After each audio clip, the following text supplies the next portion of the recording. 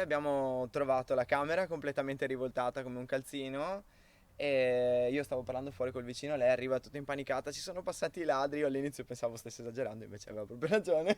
E niente, insomma, abbiamo trovato il buco sulla finestra, la finestra del bagno è aperta.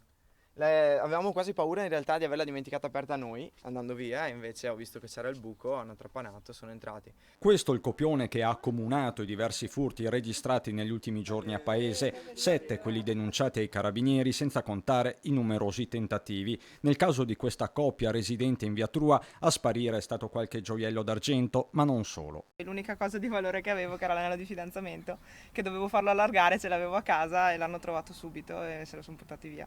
In via Delede i ladri sono entrati in azione all'ora di cena, qui il danno più consistente lo ha registrato la porta d'ingresso. Mio figlio era qua con noi, ha cenato con noi, quando è andato a casa ha trovato la porta aperta, è andato dentro e tutto per aria, cassetti, tutto quanto. Hanno portato via un po' di roba, quello che hanno trovato, 2 catenine, il salvadanaio della figlia e basta, sono andati via. A entrare in azione veri e propri professionisti, nessuna delle zone visitate è isolata, anzi. La cosa strana che abbiamo notato è che non sappiamo come, noi siamo pieni di cani, veramente, abbiamo i cani del vicino, di tutti i vicini e non ha abbaiato nessuno. Dal canto suo il sindaco di paese sottolinea come la situazione sia comunque sotto controllo e che furti si stiano registrando anche in altri comuni della zona, non manca però un appello. Un invito, un appello farei alla cittadinanza di essere collaborativa nel momento in cui si vedono auto sospette o persone sospette, chiamateci, chiamate la stazione dei carabinieri nel caso di